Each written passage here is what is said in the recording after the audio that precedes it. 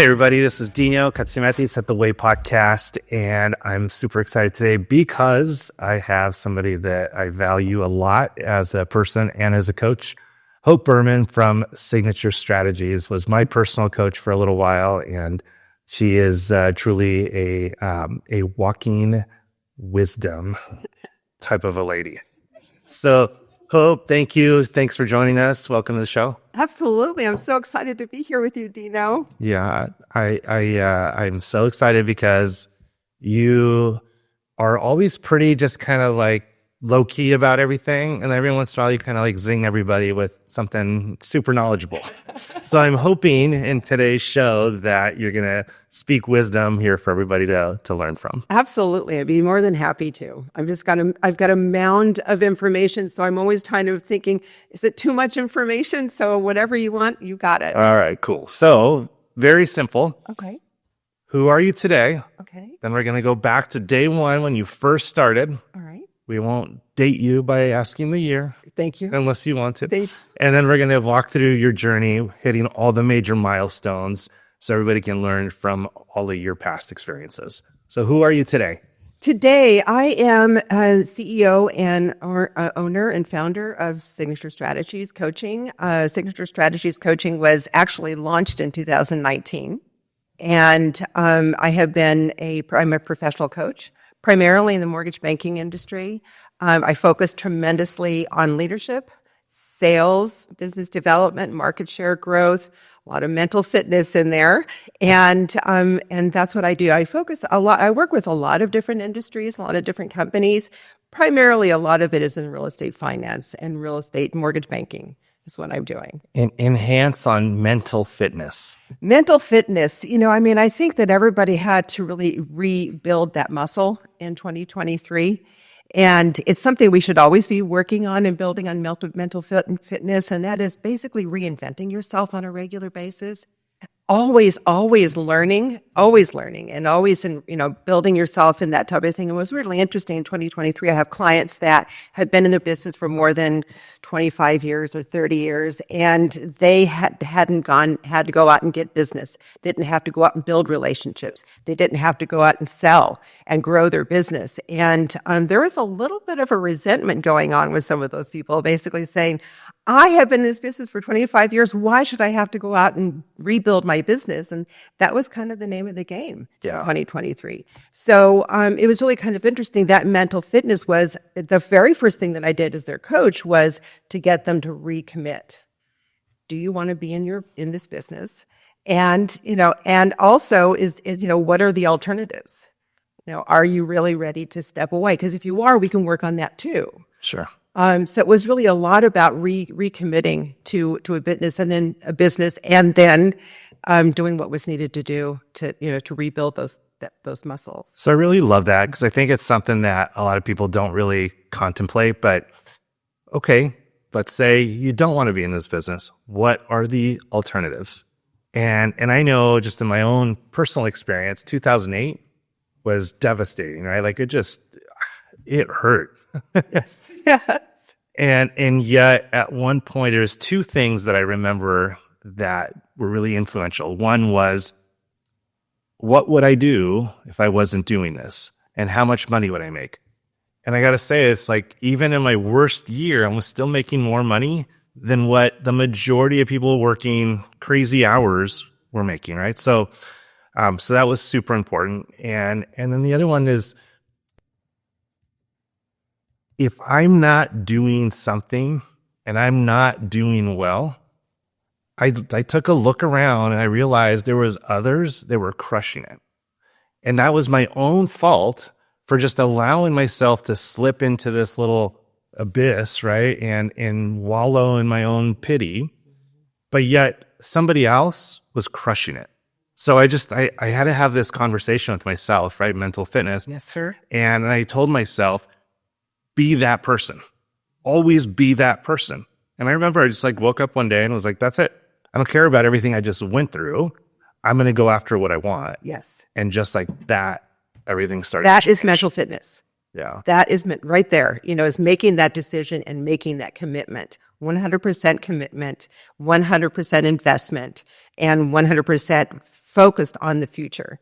That's what we really had to, have to do. And now if we get into another refi boom and if we get where business is, easier for us, my primary focus with my coaching clients is never forget.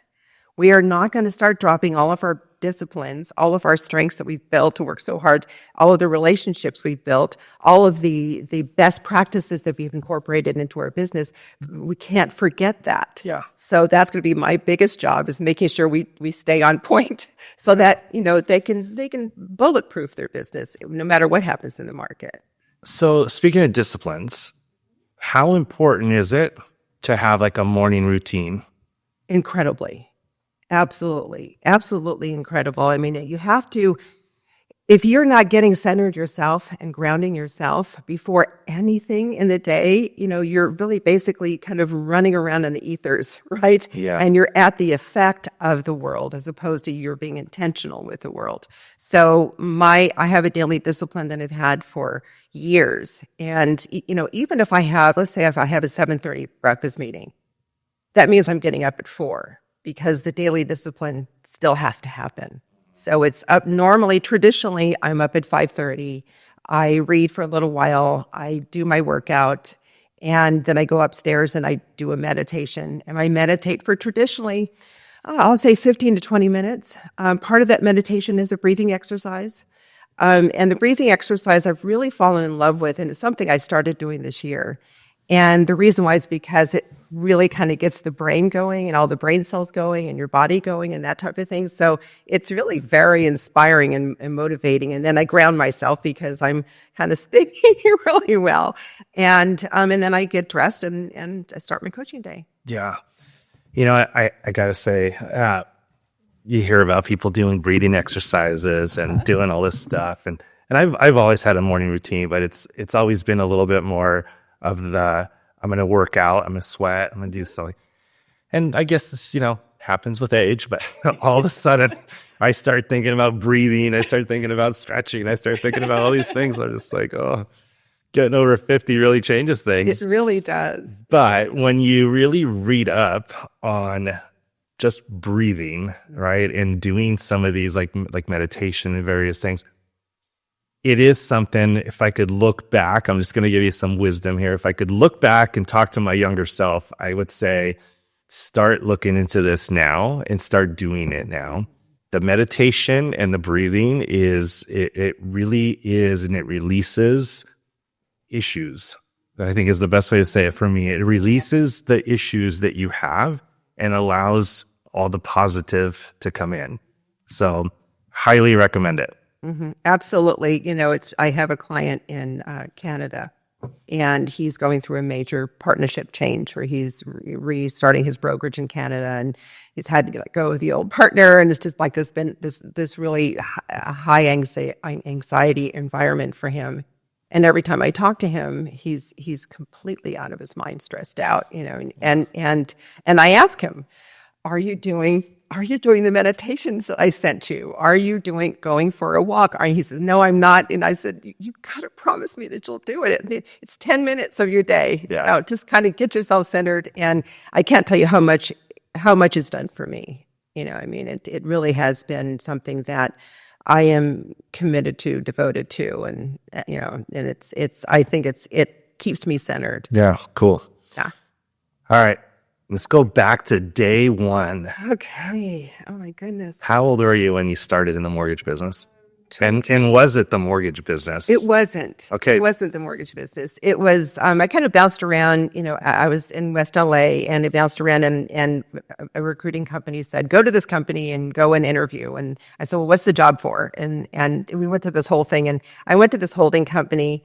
They tested me all day long, aptitude tests and intelligence tests and all of these things. I think it was literally all day long. And I got in front of the president of the company, and he said, you've really tested well. We would love to offer you a position. And I'm saying, great. What is the position for? And he says, well, we're looking for an executive secretary. And I'm going, yeah, no, that's not happening. Right. And in the end, I'll never forget him. You talk a lot about mentors, and he became a mentor in my life. And he said, sit down. He said, why don't you want to be a secretary? And I said, there's something much more that I want to do with my life, and it's not this. He says, I'll make you a deal. You come on board as an executive secretary. I will teach you everything I know about real estate finance. And he said, and I will continue to promote you. And so I said, okay. And I did. I was the first female assistant VP for his holding company. Oh, cool. He taught me everything I knew about real estate and finance. We did commercial real estate lending. So it was a lot of high-rise buildings, hotels, and, all over the country, and large developments is what we did. So I kind of cut my teeth doing commercial real estate lending and finance. And I'll never forget the day that he used to let me sit in on his negotiations. And when you're doing commercial real estate lending, it's all the attorneys and the real estate attorneys. And it's like swimming with the sharks, not the goldfish. Exactly. Yeah, totally different. And and I used to just listen. And one day he said, this is Hope, and she's my assistant VP, and she's going to run this project with you. And he left me. And there's all these, and it was interesting in those days, it was to be a female in real estate finance was like, unheard of. So they started asking me, where did I go to school? What are my credentials? And I looked at them and I said, well, what are your credentials, to be here? And so it was really interesting. So that's where I started. I did commercial real estate lending for 7 years. And then I shifted to mortgage, the real estate, commercial real estate market shifted. So I'm just going to back up for a second. Okay. Because commercial lending, yes, as a woman in itself is already a pretty big deal. Yes. Actually, as a girl, because you were in your 20s. So yeah, I was. and then at the same time, it's like 23-year-old female girl in a man's world. Yes. How did you even deal with that? It's interesting because Mr. Marks, we called him, he was the CEO of the company. He was my mentor. Mr. Marks used to always just tell me, you just go and do the very best job you can do. Everything else will take care of itself. I promise you. And he made me not afraid to try and to open my mouth and to ask questions.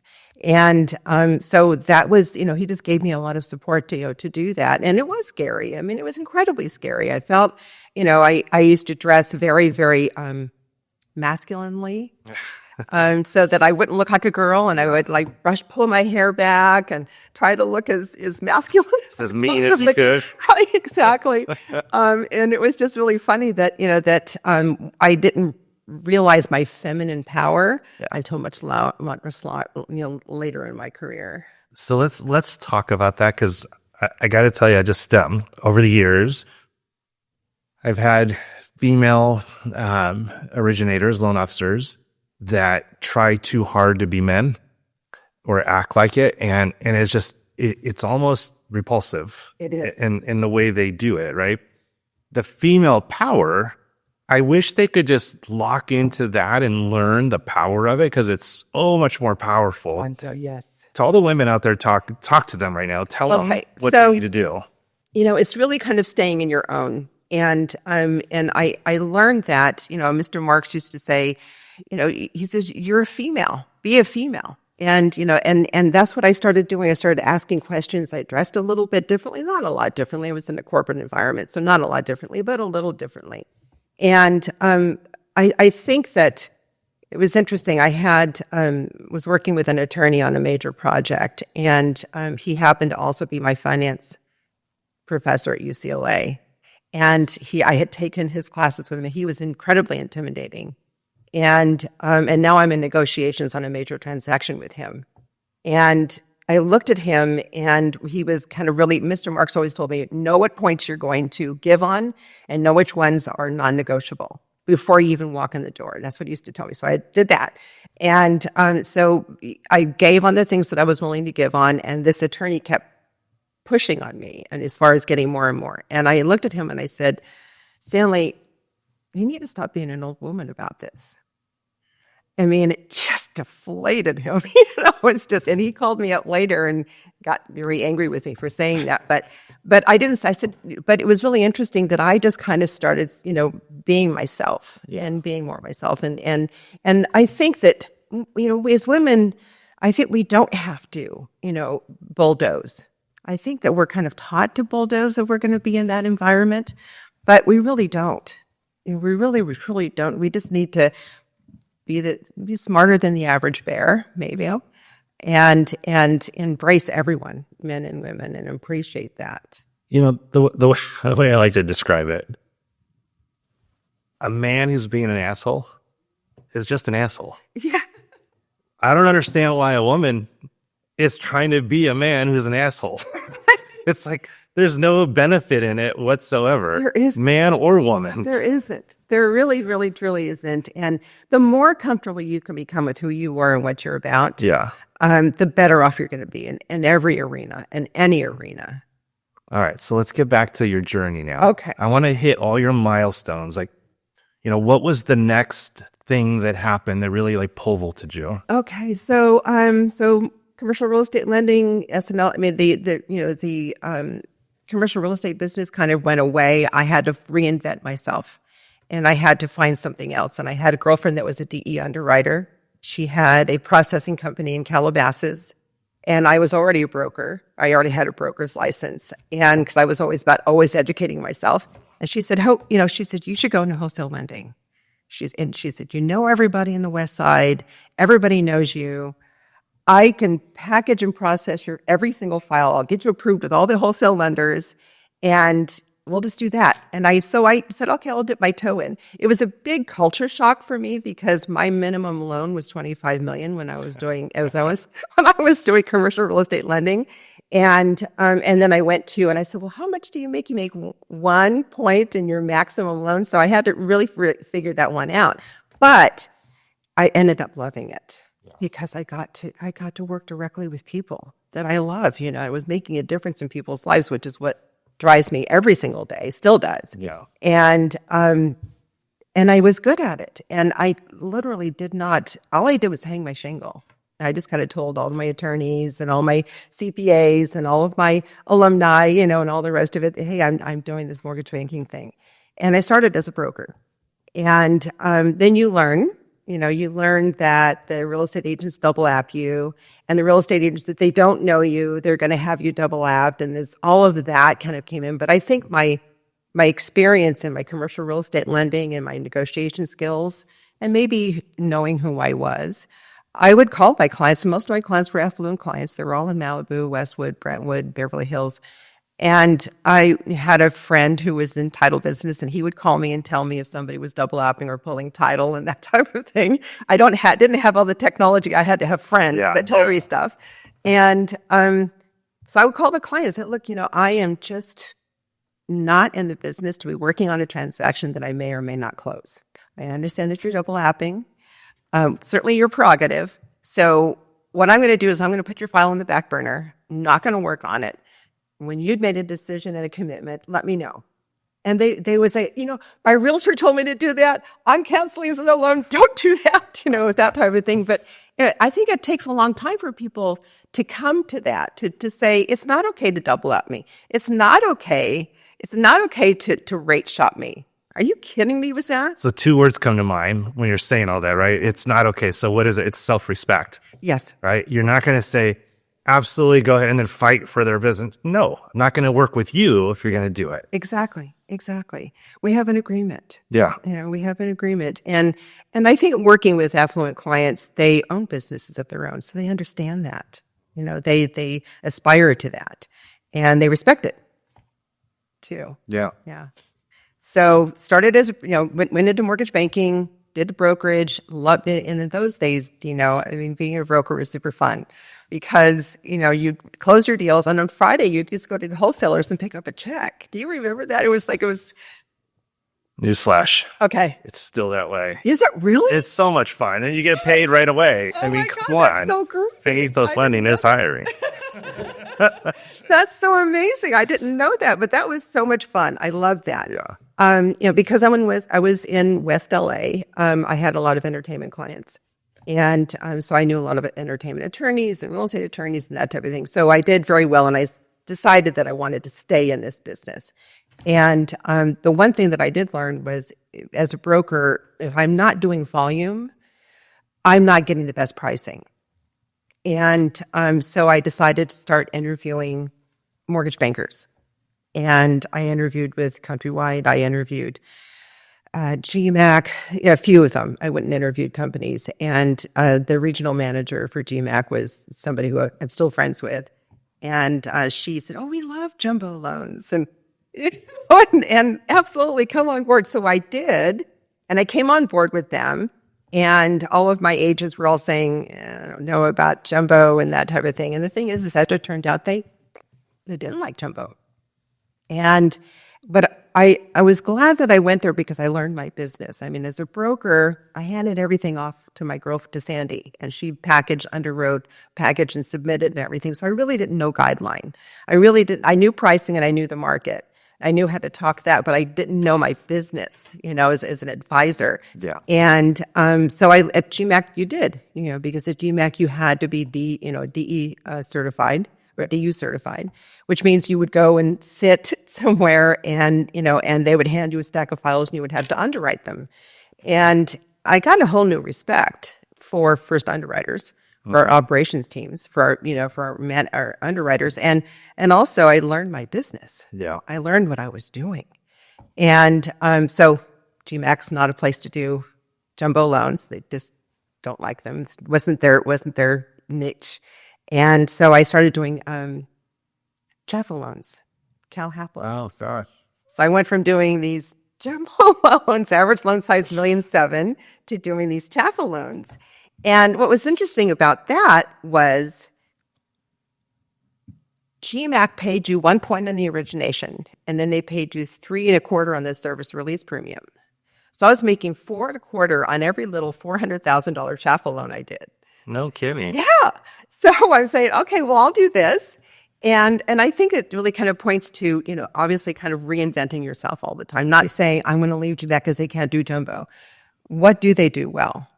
What do they do well? And they did that very, very, very well. And what was great for me is that I started working with animators and Disney, and they made just the right income to fit into a Jaffa loan. And so because there's a dual underwrite, I had to talk all these big top producing agents into giving me 45 days to close a transaction that they were accustomed to 30 days. But I kind of talked them into, I said, look, these are your move-up buyers. These guys are in the entertainment industry. And so I did talk them into it, and I did a lot of that business. Correct. Did a lot of that business. So. You said something earlier, and I'm just going to kind of point out. She said, you need to know your business, right? And you're glad you did it because you really learned about it. And I just gave this advice to a brand new guy trying to become a loan officer. And I said the same thing. I said, listen, I highly suggest getting into the weeds and learning the business. Learn the underwriting, the processing, all aspects of the mortgage business. And then do yourself a favor and forget about it. Because the reality is, if your phone doesn't ring, you're not going to make any money. Right. So there are people that I know that don't know anything about it, and they know how to make their phone ring, and they're a complete nightmare for the team. Everybody around them is struggling to always keep it going. And I get it. At the end of the day, it's like everybody's got their own personality. But if you can learn the back end and then go out and just become the master marketer, right? The one that gets their phone to ring all the time.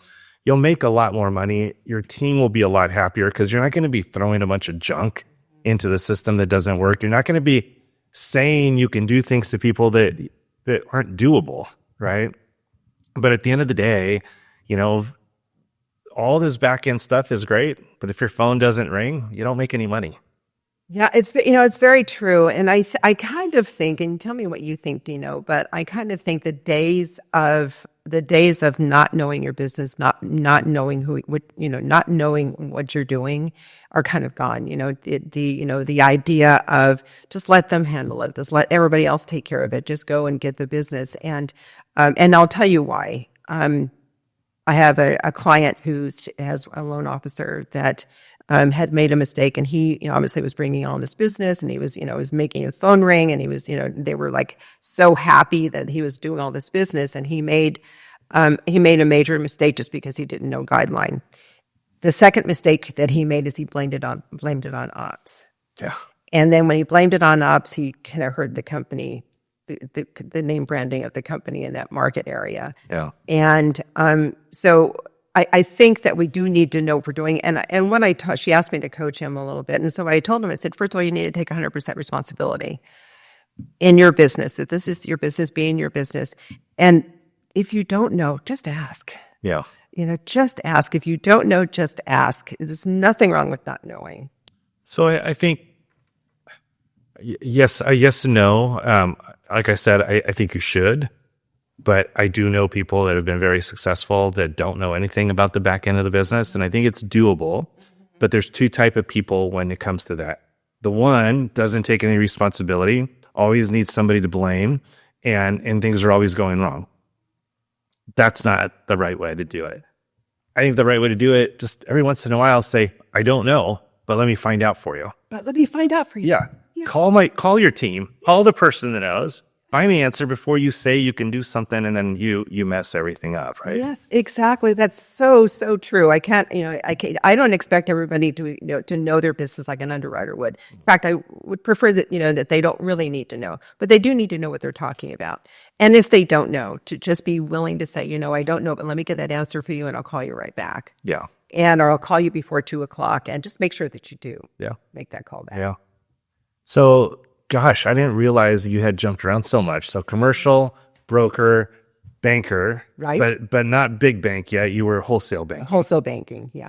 And then I know at one point you ended up at Wells Fargo. I did. Was there anything else in between, or CTX? Okay. So I was top producer for GMAC, and obviously when you're a top producer, everybody's calling you. And CTX called me, and they started having conversations with me, and I had a pretty substantial pipeline and doing a substantial business. And the cool thing about doing the chaffle loans and working with these animators within Disney is that when they stop working on a movie, they go to they take a job with Warner Brothers or Nickelodeon. And so my referral network just went from Disney to Nickelodeon to Warner Brothers. And I was doing I was just getting more and more referrals because people in the entertainment industry are very good about referring. So I was doing a ton of business, and CTX called me and we had a conversation, and they said, can you bring in your pipeline? And I said, yeah, I'd be happy to. And I brought the pipeline and their eyes are getting big. And I didn't even realize what it was because I thought everybody did that kind of business. And so CTX did recruit me, and I went to work with CTX. And again, it was a good move. It was a good move because I got to do jumbo loans again, and they kind of taught me sales. So I got much better at sales. I got much better at having those conversations, much better at building relationships, much better at consultations, much better at all of those things.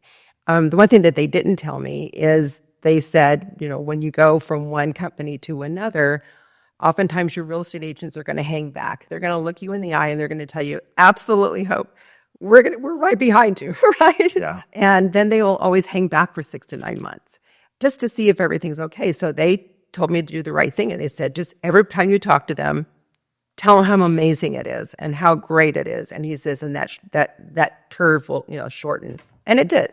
Yeah. So, I went to CTX and again, rebuilt a whole new business, doing jumbo loans, but also building relationships with the right partners, referral partners, and building, knowing how to manage my database, nurture my database. I never picked up the phone and called my database. So that was a big one. Really? Yes. Never picked up my phone and called the database. And were you getting a lot of repeat clients still coming to you? I was getting referrals from clients, but not to the volume that I had. Once I learned that, Yeah. I got very intentional about, nurturing my database, asking for referrals. And, the first few calls were always, God, Hope, I didn't know that you did refis. We just refinanced our house. Or, God, Hope, I didn't know you did investment properties. We just bought a house up in Big Bear, or whatever those things are. So you kind of say, okay, I should have been calling, but that's on me. Yeah. Right. I wasn't picking up the phone, calling and asking. So I had created a system, for myself to where I was getting about, I would say probably 23% of my business was coming from my database to, tracked 61% of my business was coming from my database over, I would say probably 10, 11 months. And that's because I started saying thank you. I had a system around saying thank you for the referral, and consistently, and my my administrative assistant, started asking for referrals. He got very good at the same scripting and that type of thing. All right, so I'm just gonna stop for a sec, pause, because there's some good stuff out of that. I'll say I was very fortunate because early on, I'm gonna throw a shout out to old school Joe Stump from By Referral Only. First seminar I ever went to, and he talked a lot about asking for referrals, right? And everything you just said. So I was very fortunate that early on I went to a seminar, I really absorbed it and I started doing it. So here's a quick lesson for you guys. The biggest mistake everybody makes is they wait to fund a deal and prove that they did a good job before they ask for a referral. Not good. You're wasting a lot of time. Your very first conversation at some point in there is how you only work by referral. So you want to thank the person that referred them, right? And all that stuff. But by saying that, you're putting it out there. Mm-hmm. They're understanding if they're working with you, they have to refer you, mm-hmm. right? And they're scripting around and everything, but don't ever wait until you prove that you did a good job. You shouldn't even be in the business if you're not going to do a good job. Like that's just the given you're going to do a good job, right? And start asking for the referrals up front. I've always said the best time to get a referral is while they're trying to find a house, while they're in escrow, and then up to 30 days. Yes. After that, it just keeps dropping. Mm-hmm. And the reason why is during that period of time, all they think about is buying a house. The only conversation they want to have with anybody is buying a house or the great interest rate they're getting or whatever it is. So they're like hanging around the coffee pot at work, waiting for somebody to show up just so they can start talking about the house they're going to buy. Right. So that is the best time to ask for a referral. Yes. So you got to put this into their mind from the very beginning. And that's also the gifting that we do. We have an obnoxious amount of gifts that go to the clients within those initial, let's call it 90 days, because that is the best time to be top of mind because they're always listening. So don't wait. Start doing it right out of the gate. Develop scripting around it. It's super important. Dino, I can't emphasize that enough. And you'd be surprised, the clients that I speak to, that either whether they're seasoned for 10, 20, 30 years in this industry or new in the industry, they feel very, very uncomfortable about asking for the referral.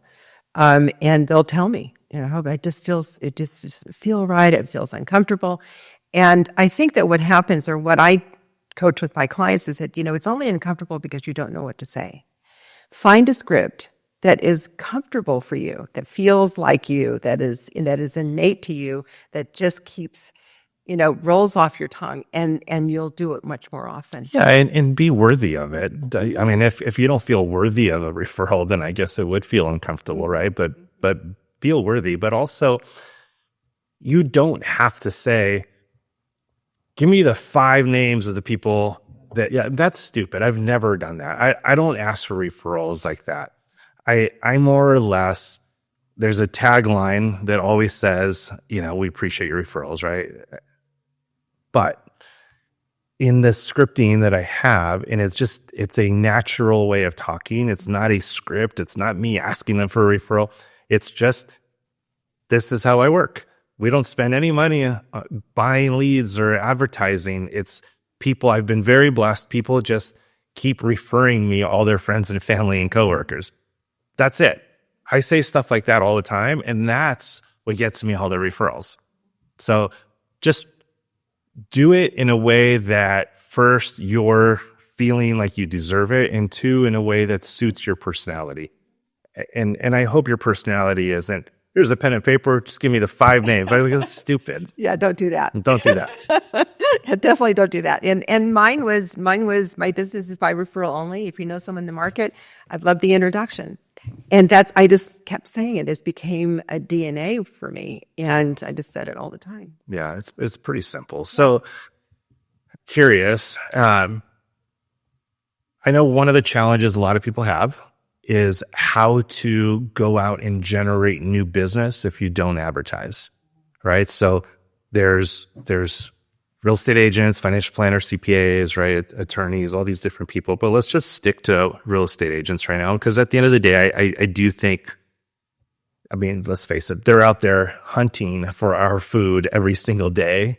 So I've had the whole gamut, but none of them have been as good as real estate agents for me. So what advice would you give to a loan officer that wants to go out and meet new real estate agents and earn their business? How do they go about that? It depends on how long they've been in the business, but let's say it's a new loan officer. I have a group of clients that I work with that are fairly new, a couple of years in the industry. So they're now building their business. And so the first thing I always do is obviously nurture and leverage a captured audience. If you have an active transaction, you should be calling that listing agent. You should be wowing that listing agent, and you should be talking to that listing agent day one. That's what I did a lot of on any active transaction. Is I would start to build a relationship with that listing agent, so that by the time I got to the end of that transaction, she knew I wanted to meet with her. If I liked working with her, assuming that I liked working with him or her. And that would be my call just before closing is, hey, really enjoyed working with you. Want to hear more about your business. What can we get together? It was that kind of a conversation. Also referrals. I didn't like to cold call. I hated cold calling. So I leveraged the relationships that I had. So I would call my past clients that were professionals, attorneys, CPAs or whomever and say, look, I'm looking to expand my referral partner relationship. What real estate agents do you know that I should be meeting with, that I should be reaching out to? Biggest and best referral I ever got was from a client of mine who was an attorney in Century City. And he said, yeah, call this guy. And so I did. And he says, use my name. And I did. And when this person called me back, long story short, he was the number one Coldwell Banker agent in Beverly Hills, nationwide and internationally. The only reason why he met with me was because I was referred by his attorney. Yeah. And he told me so. And he didn't give me the business right away. But I just stayed in touch with it, opened the door. I stayed in touch with him. I put him on a gift campaign, that I was doing with him, for him, and, people I was targeting. And, he called me up after about, I'm going to say 3 months or so. And he said, can we have lunch? And I said, yes. And he asked me how much money I spent on my marketing. And I said, I kind of gave him some numbers. And I said, why do you ask? And he said, do you do what you're doing for me for all agents? And I said, well, only the ones I want to work with. And he says, am I being wooed? I said, yeah, you're being wooed. Absolutely. So it took about 6 to 9 months before I did my first deal with him. But it's just basically building those relationships. Yeah. And the way that I got his first deal was because I was the pre-approval on an offer, one of his listings. He saw my name and he remembered my name, and he called me up and he said, hey, I'm looking at some offers. Tell me about your client, blah, blah, blah. And we kind of went from there. But that's what I would say, start building relationships, but ask for introductions. Call your past clients. Yeah. And who did you work with? And because that is, I'm working with a mutual client, right? Your client, John Smith, spoke really highly of you. I'm looking to expand my referral partner relationships. And that I'm going to enhance that just one little bit. If I were to do that, which I think what Hope just said nailed it. You got to start somewhere, right? And calling the people that that could refer you, but get them, if you can, get them to actually do an introduction, right? Whether it's text or email. Have them introduce you. It's going to be that much more powerful if so, because, when you put somebody on the spot and they don't respond, then they really look bad, right? If I were to just call and say, hey, Hope referred me, I hope that they're going to call, but if they don't, I just kind of let it go. I don't want to bother them again, right? But if you sent a message saying, I want to introduce you to Dino, puts all three of us on the spot, and then it kind of opens that door. So I've always done that with my client, with the agents that want to introduce me to clients. I'm like, you got to introduce me, and I have a much better close. I think it's the same exact thing.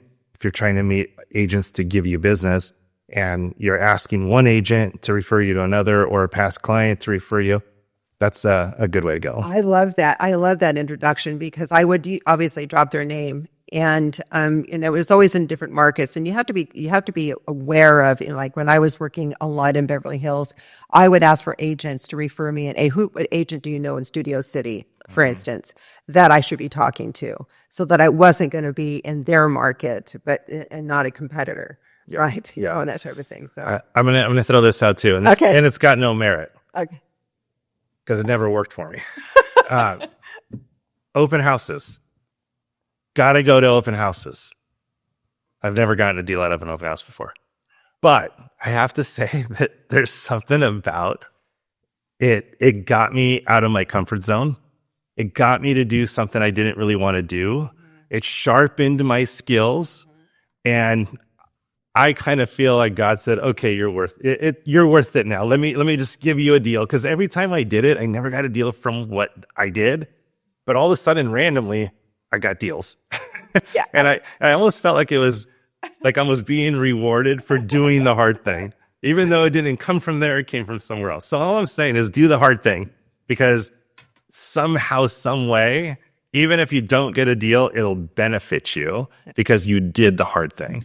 It's very, very true. I think the universe responds to that which is, right? And also, it probably pushed you out of your comfort zone. Yeah. And if anything that pushes you out of your comfort zone, which is that mental fitness thing again, you get past that, and now you feel as though, okay, well, I can do that, I can do this, then I can do that, and that type of thing. The doors start opening up for you. Yeah. Yeah. I'll say this too. It's easy for a guy like me to do the hard thing because of my personality. But you and I did a lot of work with the disc profile, right? And I have to actually acknowledge that it's not that easy for some people. So probably get that personality test so you know what you're naturally good at. And maybe you're not in the right environment for yourself, right? Like maybe you're not pursuing the right career. If it's not in your DNA to do certain things, then it's just not, and you were actually the one that told me, because in the disc profile, there's the adaptive, right? And then what's the other one called? The natural style. And if you're not being true to your natural, you're always constantly adapting, you're not really happy, right? You're creating stress and tension. Yeah. Yeah. So figure out what your natural style is and stop always adapting to everything. Lean into what you're naturally good at. Yes, absolutely. I can't agree with you more. And again, master it. Yeah. Right. Take that and master it. Someone had asked me not too long ago what disc profile is the best profile for, someone in the mortgage banking industry. And, the answer was, really S is great, C is great, ID is great, DI is great. You just have to be leaning into, as you said, that strength, and obviously in developing that, building that, and leveraging that. Yeah. Yeah, to a large degree. Yeah. Yeah. All right, let's keep moving, because I want to get through your journey back to today again, because let's actually skip through some stuff. Okay. Just so we can get to the fun stuff. Okay. I know at Wells Fargo, Yeah. you became a pretty big producer. Yeah. Tell me how that went. I've never worked at a big bank like that. I've always been a broker, and I don't like the corporate world as much. Tell me about that. Was it corporate? Were you able to be yourself, or were you always handcuffed to like the way they want things done? Yeah. It was interesting because I came from obviously broker to mortgage banker, to obviously to CTX. And then I was recruited by Wells, and they were looking to build a new market in Orange County. And they were looking for someone to come and lead that. And so going to Wells, the reason why I went was because I like to build things. I love building new things. And the idea of building a whole new market area for a company like Wells Fargo. Now, you can't be that old. You're telling me Wells Fargo wasn't in Orange County? Well, they were in Orange County, but there was like this one pocket, which is like Ladera Ranch, Coto de Caza, Rancho Santa Margarita, that whole market there, they only had like a 12% market share. Gotcha. And so they wanted to grow market share. They had bank stores in that market, but they hadn't truly grown mortgage banking market share. So I actually had to walk away from originating. So I walked away from my big giant book of business and at CTX. Everybody thought that I was absolutely insane to do that. So I walked away from all that business with Disney and Warner Brothers and everyone, and I went and built this new thing. And I built a whole new market, brick and mortar, the whole 9 yards. I got, I think, 10 new bank stores that were assigned to me as a market leader for them, hired loan officers, trained, and operations support teams, all of the rest of it. I just kind of built this whole thing. What was your title? I was a branch manager. Okay. Yeah, I was a branch manager. Yeah. And then how long did Wells last? 10 years. Oh, long time. Yeah, it's a long time. And I think the reason why it lasted so long is that a lot of people at Wells Fargo would complain that Wells was always raising the bar. They were always raising the bar. You always had to, reach like another bar. And for me, that was great because I would get bored easily if I wasn't, continually running after something as that D in me. And so I was there for 10 years and we did a lot of great things at Wells. I mean, and one of the reasons why I said yes to Wells was because of their core values in those days. They were very, very committed to their people. And the difference with Wells Fargo was that Wells was a mortgage company that owned a bank, as opposed to Chase or B of A that was a bank that had a mortgage division. So the mortgage people at Wells Fargo really kind of ran the show. I mean, we did a lot of great business, and I was there for 10 years, from 2003 to, 2015. Okay. And is that the first time you, in a sense, started coaching people? Yes. Yeah. And, professionally, not professionally coaching people, but yeah, leading people. And coming from a brokerage to a mortgage banker environment, the Wells Fargo, my team was not allowed to, they had to make their own phone ring. They were not allowed to just go and sit in a bank store and get a ton of business. Yeah. In order to get a bank assignment, they had to prove to me that they could make their own phone ring, and 40% of the business had to come from outside. Okay. And so it just kind of became that way. But it was fun to be at Wells because I was there during the credit crisis, and I was before the credit crisis, then I was there after the credit crisis. And what was interesting is that, there was just, we had obviously our approved REO agents. And these REO agents were getting 20, 30, 40 listings a month, and they wouldn't return my calls. Yeah. So that wasn't going to happen. So it was all about going back to rebuilding these relationships and knowing that we wouldn't always be this way. Yeah. So we did a lot. We did partnering with the Wells Fargo Advisor Group, which I was the pilot for that. And Wells Fargo, it was almost like, I almost felt like that kid, hey, Mikey, have Mikey try it, because there was like, whenever there was a pilot of something going on, they would have me do it. Right? It's like, have Hope Bouman do that. And, but it was a lot of fun. So I really enjoyed working with Wells. And then after Wells? After Wells, golly, Wells had a corporate consolidation in 2015. When that happens, they just basically consolidate market areas. My market area got consolidated. And so my job was no longer in existence. And, the cool thing with that is you stay on payroll. Well, about 9 months. One advantage to exactly one advantage to corporate. And, a lot of my recruiters were all saying, you've got to get back out there right away. And my heart wasn't in it. And, so I wrote a book. I kind of stepped away and wrote a book, and something I've always wanted to do, wrote a book and published it, and kind of did that for about a year, bounced around with a couple of companies. And I really kind of realized that my heart wasn't in mortgage banking anymore, and originating and leading and all of that. But I loved the industry and knew it so well. Todd Duncan, decided that he wanted to build out a coaching company. He had some coaches and a few clients. And so Todd and I together built a beautiful, gorgeous coaching company. So I was with Todd for about, I want to say 6 years. And he had started with like 4 or 5 coaches and a handful, maybe 4, I don't know how many clients.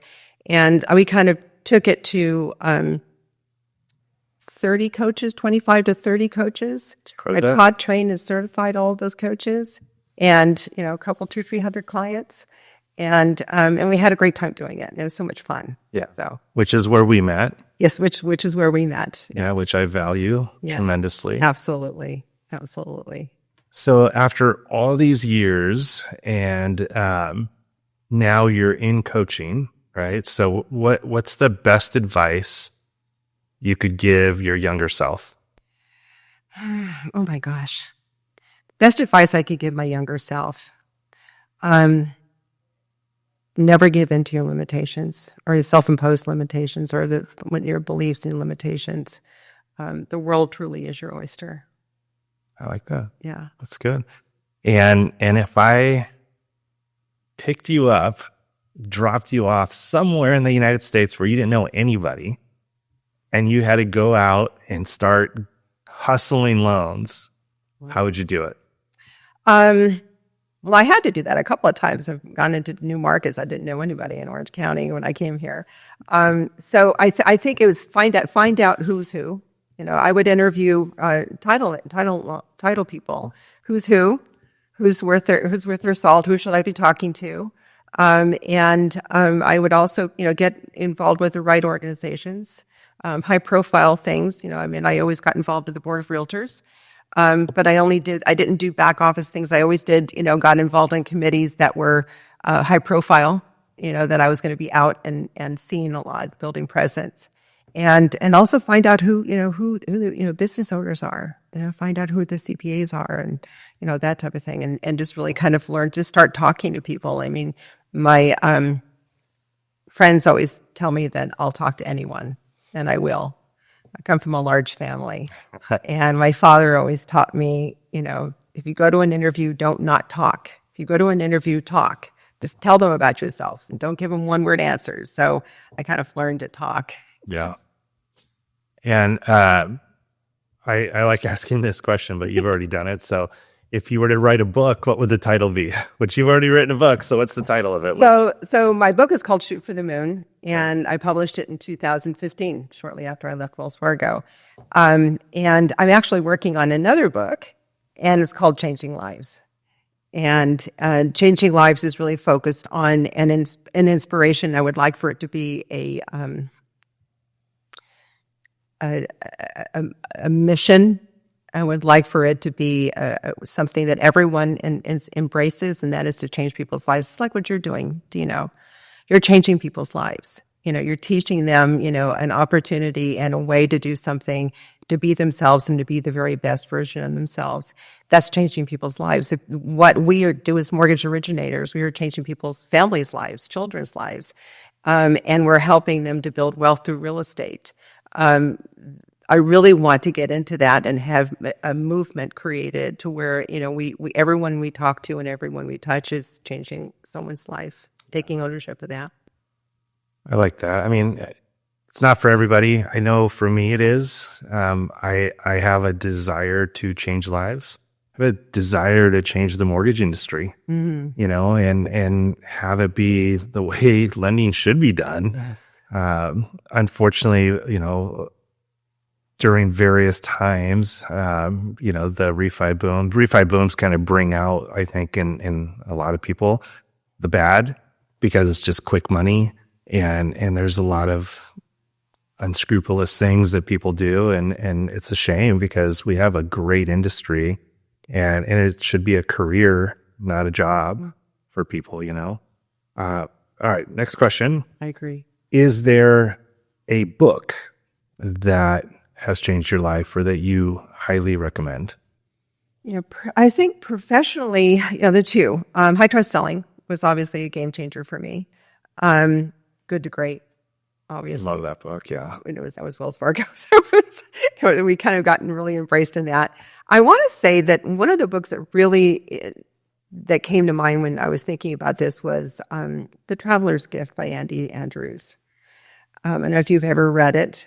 I'm trying to remember. It sounds so familiar. What's it about? He does it in the form of story, and he talks about this person who's basically this career person who is now at a crossroads in his career, and he has an accident, and he starts to meet with all of these leaders. He meets with Roosevelt, and he meets with, they're all life lessons throughout. So it's done in the form of story, but at the end of each chapter, they talk about, a commitment that we make, that you make to yourself, or that this person made to himself, and he does it in the form of a mission statement at the end of each chapter. I love this book so much simply because of that. That the promises that we make to ourselves are the most important promises we can make. And so making these promises through the Traveler's Gift, I had every one of my loan officers read this book. I mean, you came on board with me, you read the Traveler's Gift, and everyone would bring, each chapter they would bring something that they learned from it. But, it was about building substance and integrity and all those things. Yeah. I can't believe I don't know about that book. I know. Well, it's a I'm gonna really easy little read. You're going to have to get it. All right. It's wonderful. Done deal. Okay. And what about a quote? Oh, golly, my favorite quote is, you have to be willing to leave the life you've planned so as to have the life that is waiting for you. And that's Joseph Campbell. Nice. I love it. Gosh, Hope, wealth of knowledge. Thank you so much for joining us. Absolutely. This was a lot of fun. Thank you for having me. And if somebody wants to get coached by you, how can they do that? Best way is, I have a website, Signature Strategies, Inc. LinkedIn. I'm always on LinkedIn. And I think it's probably the best way is to either write me directly, Hope at Signature Strategies, Inc. is my email address, or go to my website or connect with me on LinkedIn. Okay, awesome. And we'll have all of Hope's information as well on the website. Thank you so much, you guys, for joining us. And thank you, Hope, for coming here and just sharing all your knowledge and wisdom. We are here to empower, equip, and educate loan officers and teaching them the way lending should be done. So we thank you, and we'll see you next time.